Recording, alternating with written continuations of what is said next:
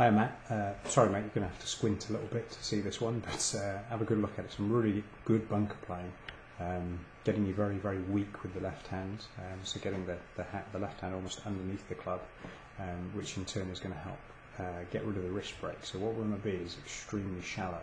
So the setup position, we've pretty square with the stance. We've got the shaft leaning back ever so slightly in the ball on the front foot, and then of course we're staying, keeping the club out in front of the body, so making sure we're not going too flat, but with little to no wrist hinge. So from this position, the club's working through extremely shallow, really easy to get that to get the energy into the ball, if you like, even though we're not hitting the ball, but obviously the sand is not grabbing hold of the club, and it's just such an easy method to hit the bunker shots.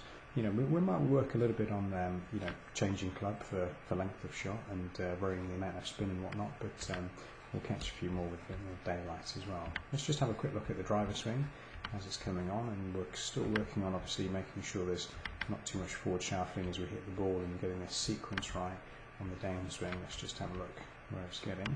So yeah, beginning to turn nicely, keeping that club nicely underneath the plane line on the way down. We can just about pick it up just there, so it's nicely underneath the line, but the key is making sure, what's the left hip? We need to make sure that left knee, that left hip doesn't move too soon, holding on to that position to keep the club working from the inside.